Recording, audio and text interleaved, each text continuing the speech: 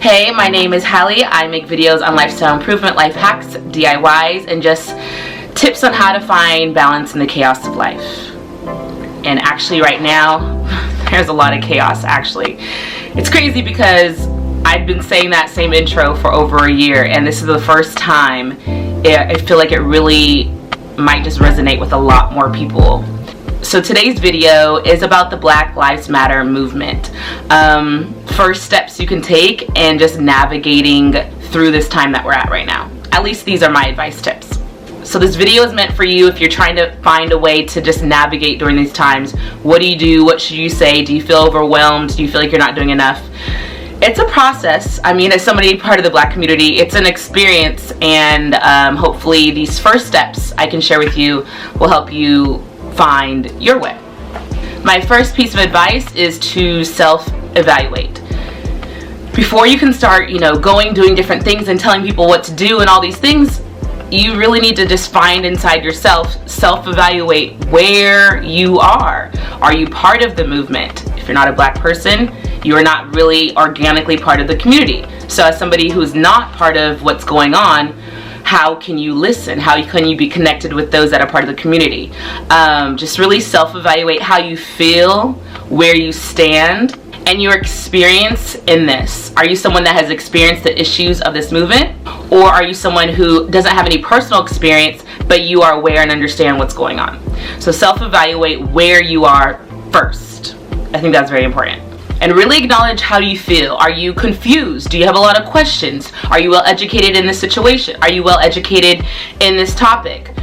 Find out what you know and where you stand. And if you don't know, it's okay. You just gotta acknowledge it first. I think that's why there's a lot of frustration. There's a lot of people speaking out, but they're not well educated and they haven't really acknowledged the fact that they are in a specific situation. They're giving advice to a community that they're not even part of.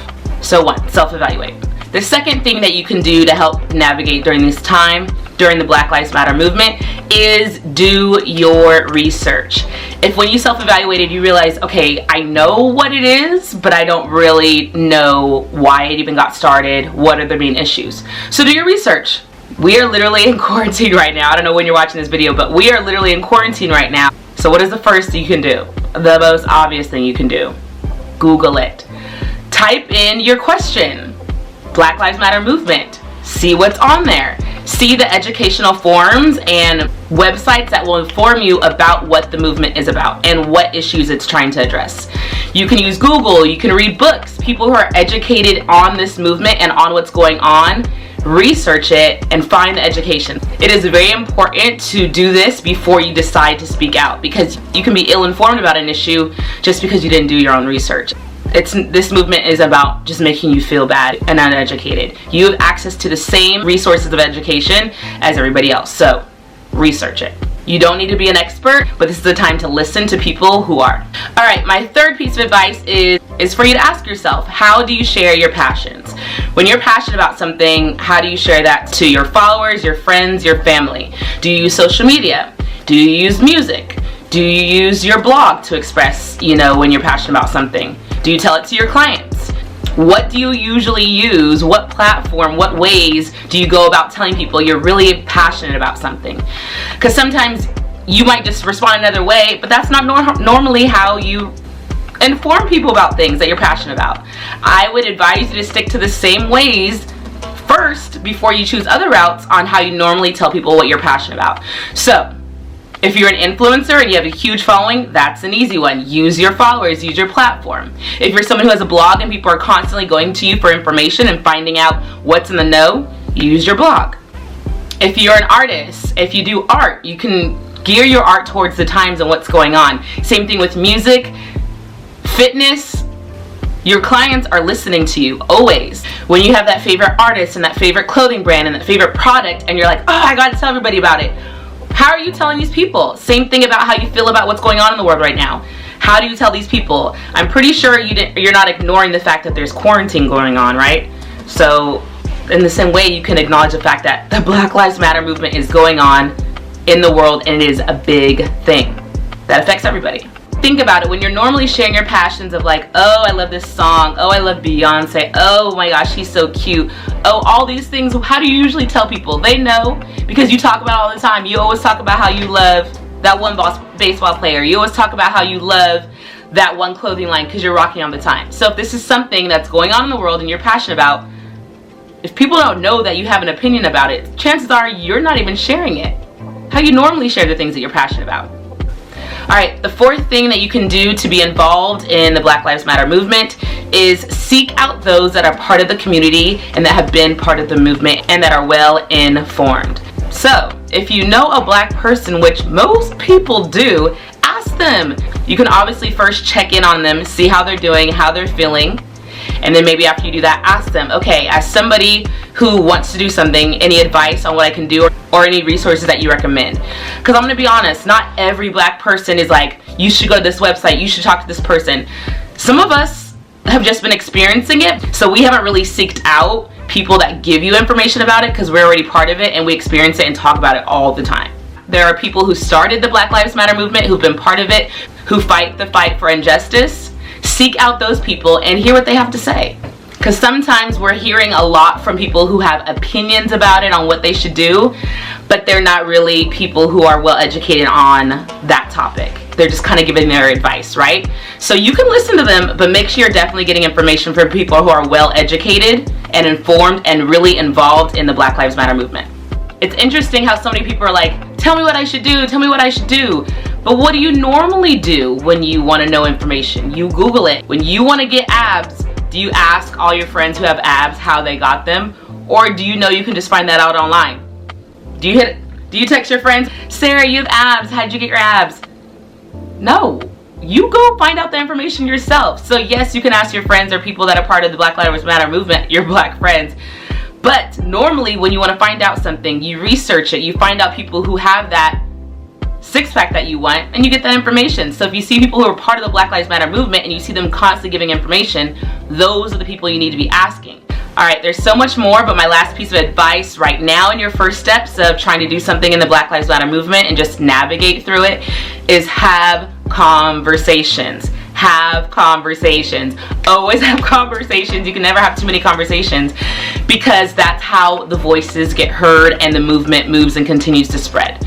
So, you could have conversations online. You could have conversations over the phone. You could have conversations in person. You could have conversations with one other person or in groups. There is no limit to this. And when you're having those conversations, I think depending on your personality is depending on how those conversations look for you. Like for instance, I have a brother who is a great debater who was on the debate team, and he's very good at, you know, challenging people intellectually and kind of like arguing, but a healthy argument. So that would be, I don't even know if he's probably not even doing it, but that's something that he's skilled in, so that's the way maybe he can have conversations with people.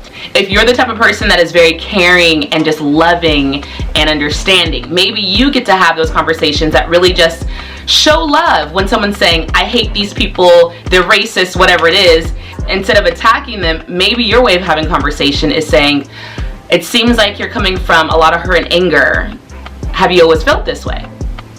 You know, maybe, I'm pretty sure not a lot of people are responding that kind of way to those type of people, because a lot of people are mad at angry racist people, of course, but some people will come to these people in anger, but we also need some people to come with these people in love, because maybe that's the only thing it's going to take for them to open their minds. The key thing in these conversations is to ask, listen, and inform. And I actually might make another video on that, because that is just a huge idea in itself, and just how to have these conversations. But to just touch on it lightly is, you can talk about white privilege, what it is and why does it exist, and why do people have it.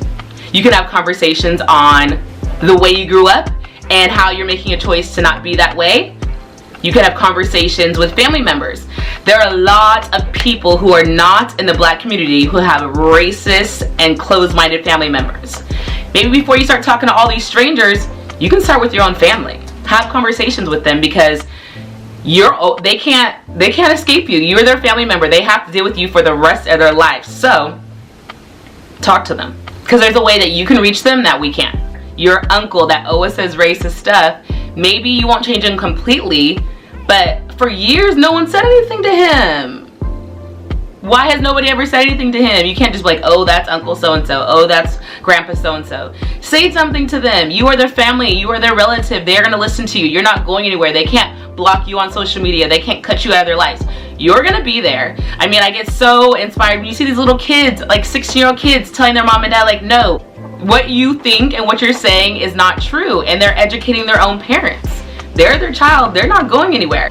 So the same thing for you, right? Time to not just let that racist relative just say their comments and nobody's saying anything about it. Because you know, we look at that person like, oh, they're just stuck in their waves, you know, so-and-so. No! Someone needs to tell them about themselves, and that person needs to be you. You can ask them or say something in a nice way. If they told you that you were fat and ugly and they're your cousin, would you just be like, oh, that's them just telling me that I'm fat and ugly? No, you would respond to them. So do the same thing, okay? Inform them on the things that you do know. You don't need to know everything, but you do know some things. And you also know your experience and how you see things and view things.